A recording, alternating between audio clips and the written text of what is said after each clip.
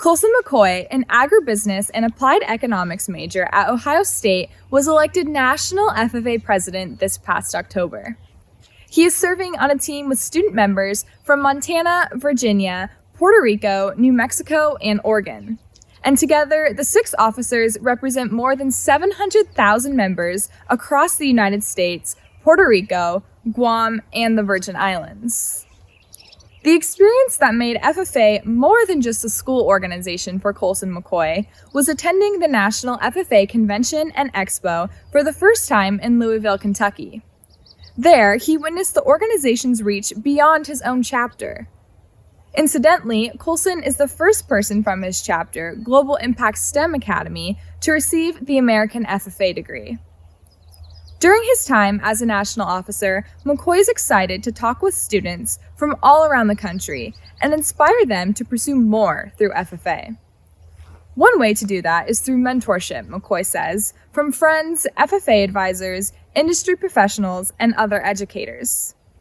McCoy found his own mentorship experience through his agriculture teacher, who encouraged him to get involved in the extemporaneous speaking leadership development event, or LDE, which helped McCoy develop public speaking skills he will use in his year as National FFA President.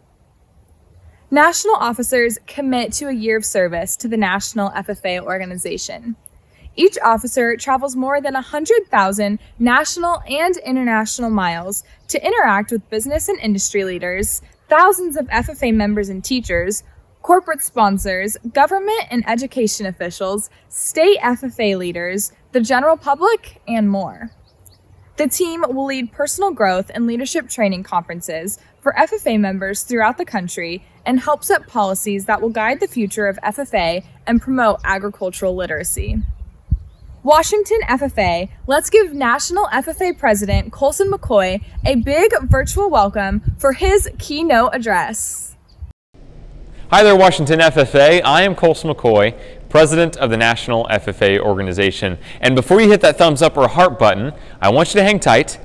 As you listen in and you hear something you feel like you can relate to, I'm going to go ahead and give you the cue to hit that like button or say something in the comment section below. But I have a question for you. Have you ever met someone, total stranger, who turned out to be a pretty big deal? Well, at the end of January this year, the National Officer Team and I found ourselves in Washington, D.C. And if you've ever been to Washington, D.C. before, you know there are about 1 billion escalators. So we're sitting in the lounge of this hotel, and there's a fireplace and mantle over here. The front desk is just over here, and we're hanging out in the middle. And in the distance, I see one of these escalators. And up this escalator comes the gentleman I didn't quite recognize at first, but he walks over to me, shakes my hand, about crushes every bone in my hand, and says, "Mr. President, sir, it's an honor to meet you. I am Arnie Fields." Mr. Fields, "Yes, sir, reporting, sir. It's an honor to meet you, Mr. President." So I'm taken back a little bit at first, but turns out this wasn't just any Mr. Fields. This was a 4-star retired Major General in the United States Marine Corps, Arnie Fields. If you know someone in the military, please drop their name below so that we can show our appreciation for them. So my first reaction is, why in the world is this guy, this 4-star Major General, addressing me as sir? I did a little bit of research. Turns out he was one of the last national officers in the NFA, the New Farmers of America, prior to their merging in the FFA in the 1960s. Now, if you know the specific year, comment that below. I'll go through and like all the ones that are correct. I did some more research. Turns out the NFA also has a creed. We have a creed, 5 paragraphs long, all beginning with the words, "I believe." And in the NFA creed, there's a particular line that the Major General had referenced a number of times in talking about his tenure in the military, and something that stood out to me, and it's, "A life of service is a life that counts." I'll say that again, a life of service is a life that counts. Now, I thought that to be some pretty good wisdom, because when we look in history at some of the greatest leaders in the world, the names that we pinpoint, that we pull from the timeline, people like Martin Luther King Jr., Abraham Lincoln, Abby DeMuller, Austin Wheeler, the list goes on and on. All these people have a common thread, and they share a theme. It's that the greatest leaders in history did not come to be served themselves, but to serve and give their life for those around them. Every day, especially in high school, we make decisions that are going to influence what we do and who we are setting ourselves up to be. It should be our greatest hope that we can look back at our younger self in a lens of grace and smile because of the words that we shared with people and what we did to be there for those around us. Now, interestingly enough, in the core of who we are as human beings, research shows that one of our most basic desires and needs as a human being is community or fellowship with one another. Now, don't take my word for that, or Google's for that matter. Let's look at our own personal life experiences. What is some of the biggest things that we miss right now? Friday night football with friends, who we sat with at lunch, family traditions and gatherings, or who we sent memes to in the middle of class. You know who you are. Your teacher knows who you are. Who you called up to play Fortnite or Super Smash Bros. With. Now's the chance. If you know what I'm talking about, go ahead, hit that like button if you can relate. But all these different things, they kind of accumulate and come together, and they point to one central understanding, is that everyone in the world has a basic desire and need to be a part of that community. And this presents the question, maybe this is something new to consider, is there a solution in filling the need of that community by simply being available to it? And if so, what does it look like? Let's check that out. So availability is defined as the state of being otherwise unoccupied or free to do something. Now, the state of being otherwise unoccupied has 1 to 2 side effects according to WebMD. 1, excessive TikTok exposure. I'm sure so many of you can relate to this. Go ahead and hit that like button if you can. And 2, we become incredibly creative and mischievous with the time that we have on our hands. If mom and dad walk into the room, they say, hey, listen, we're going to leave this room for 5 minutes. Can you please just sit down, be quiet, do whatever you want, just please sit still and stay quiet. What are we going to do if we're otherwise unoccupied? Yeah, we're definitely not going to sit still, and we for sure ain't going to be quiet. And I'm talking to anybody in the terms of mischievousness who has a mullet and a pair of pliers and a hip holster. Shop guys, you know what I'm talking about. Go ahead and hit that like button if you feel like you're going to relate. Believe me, I've seen the chaos unfold when we are otherwise unoccupied and free to do something. Another time I was otherwise unoccupied was a particular Saturday in the fall of 2019. And I told myself on this particular Saturday one thing. First of all, we all know that Saturdays are for that's right, family gatherings. And I love my family as crazy as they are. I told myself that I was going to spend some time with them, but if I did that, I had to finish writing a paper that was due in class later that week. If I do nothing else besides spend time with them, I have to finish this paper. So through the whole day, in the back of my mind, what is it? Finish that paper. Let's set the scene. You ever seen National Lampoon's Vacation? Take that. Mix it with the meme of the lady and the cat who's pointing at the cat and screaming and crying and everything. Put those two things together and you get the perfect recipe for a McCoy family gathering. And like every great recipe, there are certain ingredients that always pop up. Things like flour that I so easily correlate to my cousins because they just kind of get into everything. My sugar is who? Yeah, that's right. My grandmother who walks in the front door, super sweet, gives me a hug, a kiss on the cheek, and hands me this mug, true story, with an FFA emblem on it, and says, made with love, along the bottom. And I'm just like, oh, thank you, Grandma. And we all know, let's be honest, the greatest hype people in the world are not motivational speakers. They are grandmothers on Facebook and Instagram. Please tag your grandmother below. Last but not least, the eggs of the recipe. I probably would correlate this to my uncles for sure, and mainly for the reason that you don't really know why they're there, but you're kind of stuck with them because the recipe calls for it, and you're just kind of going with it regardless. And so throughout all this craziness that's happening in the house, what's in the back of my mind that I mentioned earlier?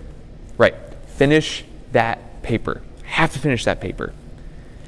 And suddenly I'm struggling in my mind of where is this balance of do I finish the paper now or do I spend more time with them? And I'm willing to bet we've all experienced a moment that was difficult and where we struggled to find that balance between our relationships, the things that we really value, the people, and our work, our personal work, whether that's school or life or anything. in this struggle in my mind, this tearing between two worlds, had followed me all the way to later that evening to my friend Tyler. And picture this. Walk up to your front door. Or maybe do that now. You're home. Walk up to the front door. Open that up. Picture in front of you an old friend you've not seen in a really long time. Now, this friend for me in particular was my friend Tyler. And I hadn't seen him in a really long time, and he had some really big news to share with me. And Tyler he was like 6'4", had a big beard, and had this big teddy bear vibe about him. And he was excited and thrilled to share this news with me. And so I'm standing there and I'm like, okay, if I have a choice between hanging out with an old friend and going back and doing homework, what do you all think I'm going to do? Yeah, I'm slamming the door shut in his face and I'm going to go finish that homework. I'm kidding. But I would be lying if I didn't say I at least considered it for half a second, because a big part of me wanted to finish that paper, and I'm torn. This struggle in me is this balance between friend and paper.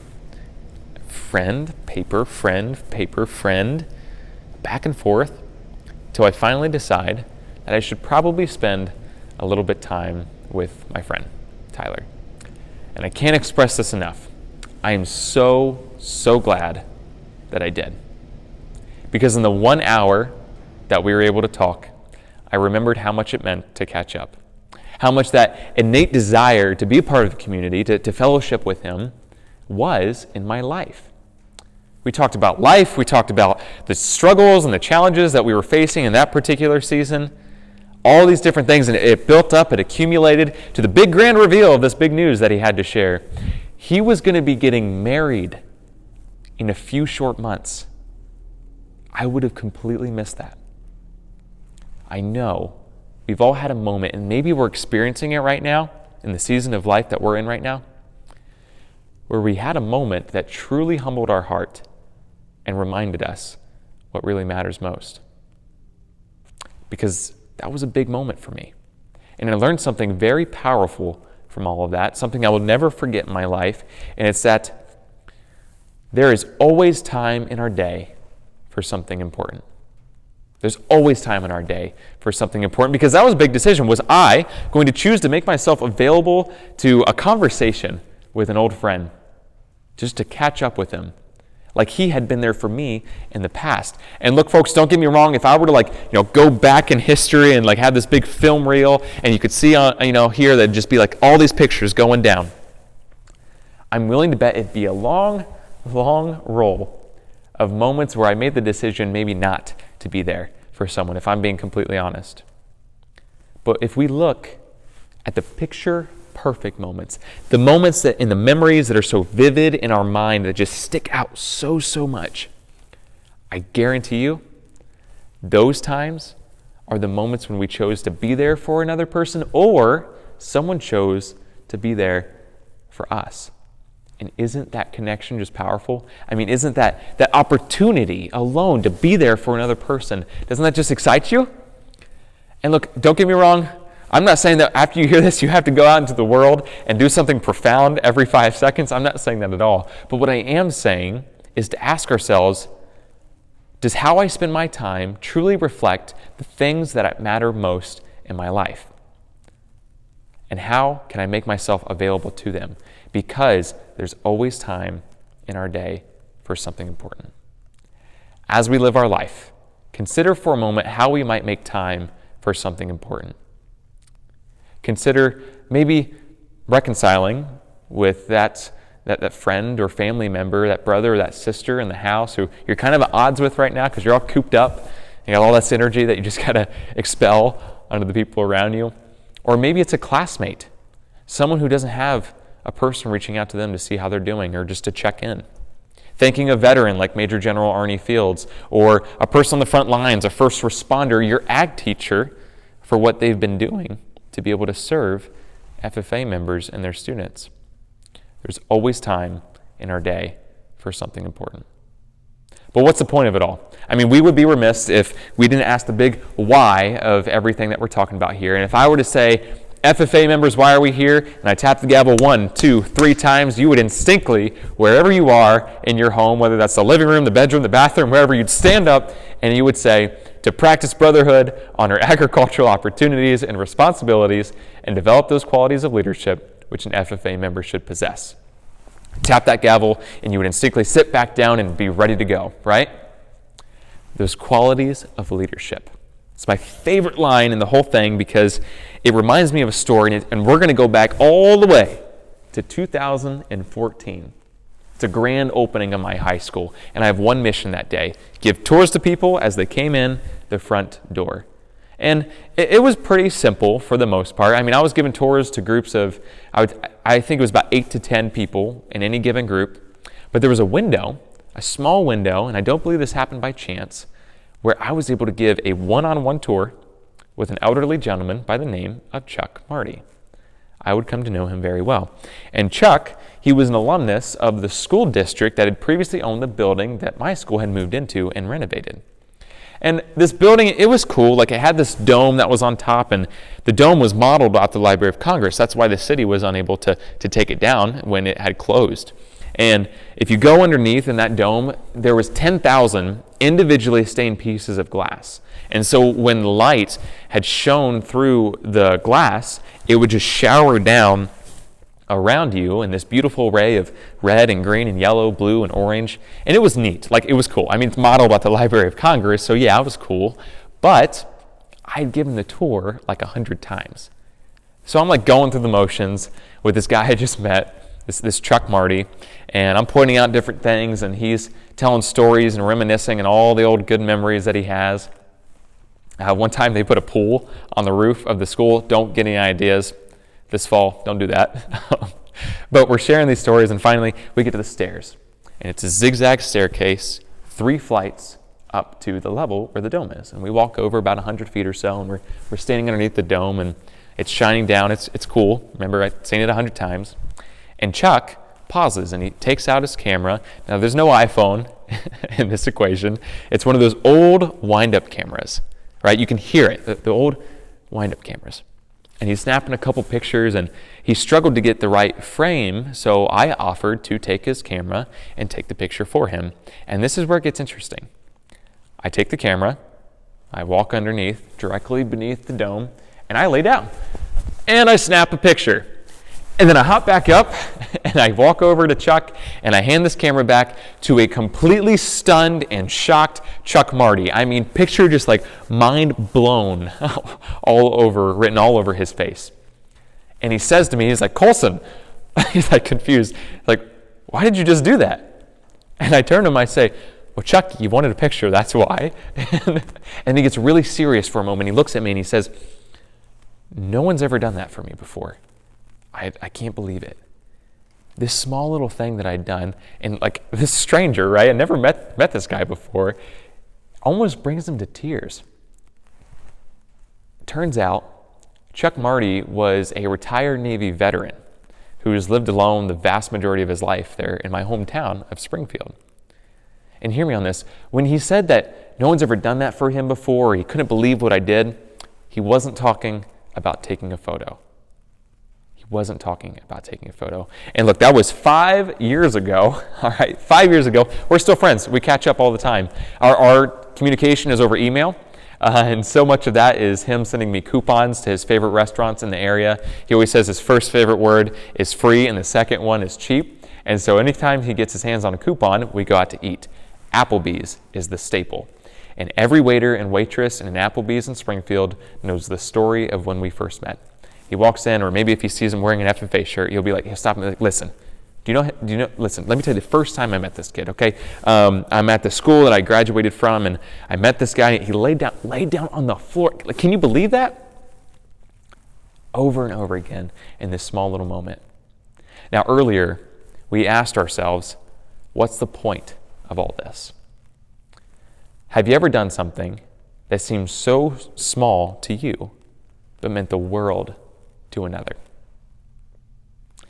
Because that moment, it never started with me laying on the ground. It never started with me taking a picture. It started with a choice, a decision to be available to the needs of a stranger who turns out would become a lifelong friend.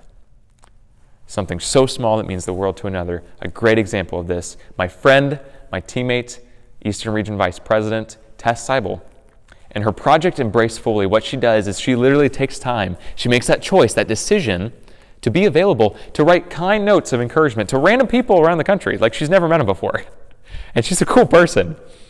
And she does this, and we see all these small acts of kindness, and there's a theme that's just woven into the fabric that kind of connects all of them. Availability is best expressed in small acts of humility. I'll say that again. Availability is best expressed in small acts of humility. Making ourselves available to love, available to understand, available just to listen. Any of these. Available to clothe ourselves in this radical idea of just compassion and kindness and patience and humility and gentleness. Those are the moments that count, everyone. And those are those qualities of leadership I believe an FFA member can possess. But what about the real world, right? Like looking around us, how can we make this a bigger reality for ourselves and the world that we live in? How can we find the Chucks and the Tylers of our own world? And I want you to go with me on this last adventure here, okay? I recently read some good wisdom, and I came across this not too long ago, and I want you to picture a room, 4 walls, right? Maybe it's the one that you're in right now. This room filled with the same people who are having this discussion, this conversation right here. Everyone in that room trying to outserve one another. Can you imagine that?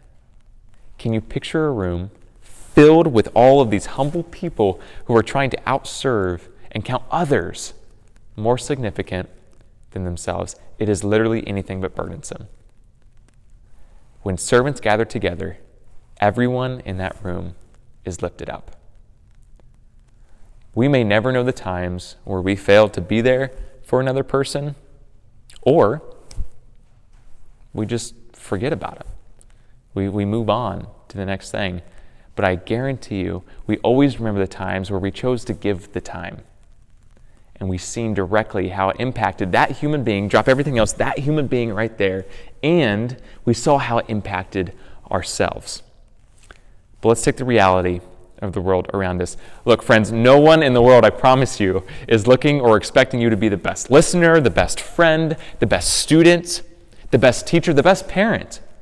No one in the world is looking for your ability. They are simply looking for your availability. And today, we, you and I, can choose to make ourselves available to the needs, big or small, of the people around us that we care about. To live out that wisdom held by Major General Arnie Fields, that a life of service is a life that counts. Let's realize that there's always time in our day for something important. We can choose, make that choice to be available to it. And we all know that the best place to start is one simple, one small, kind act of humility. That is the truest quality of leadership an FFA member can possess. And I know it's the qualities all of us beyond this jacket can possess. Washington FFA, thank you. Sincerely, I hope you all have a wonderful rest of your convention season, and I look forward to seeing you all down the road. Thank you.